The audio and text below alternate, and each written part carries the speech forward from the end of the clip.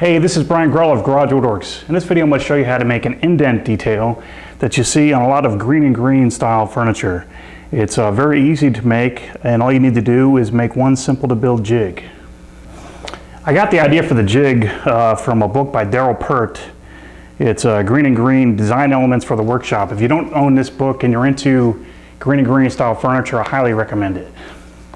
The jig is extremely easy to build, and mine is made from 3/4 inch plywood, and it's made from two main pieces of 3/4 inch ply that are sandwiched together but are separated by two smaller pieces of plywood to form an opening. And the size of this opening is going to be determined by the size of your indent detail. On the back of the jig I have attached two pieces of scrap wood that form a fence on either side of the opening, and on the front side of the opening I have a little small piece of wood that measures a 1/4 inch thick, and that's just screwed in at the very top of the opening. The purpose of the 1/4 inch piece of scrap at the front of the jig is simply to hold your stock at an angle to the face of the jig. The very first thing I did was wrap a pencil mark all the way around my stock, and this pencil mark will serve as the end point of the indentation. Once you place your stock in the jig, you're going to want to position your line up from the very back end of the opening in order to count for the distance between your guide bushing and your router bit. Okay, so once you have your stock in the jig and you've accounted for the distance in between the guide bushing and the router bit, go ahead and flip the whole thing over and make a pencil mark on the jig next to the line that you created earlier.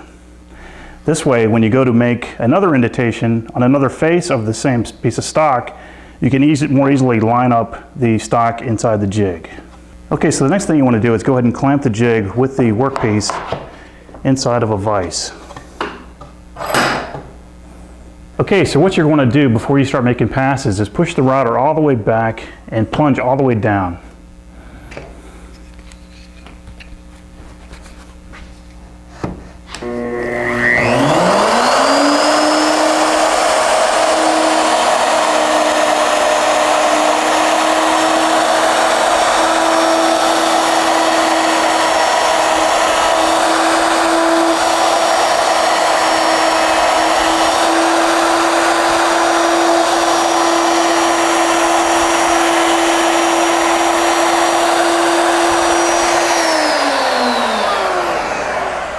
Okay, not too bad. All that's left to do is do a little light sanding on the interior portion of the indentation, and then ease the edges of the indentation along its perimeter, and that's all there is to it. And for this piece that I'm working on now, I need to form an indentation on 3 faces of this post, and that'll be finished. Okay, so after a little bit of sanding, I sanded the interior portion of the indentation a little bit and eased over the edges of the indentation, and it doesn't look too bad.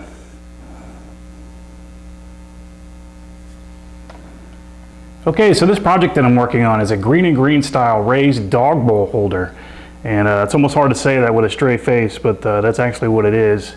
And I hope to, as I progress along in this project, post more videos of my progress. So thanks for watching.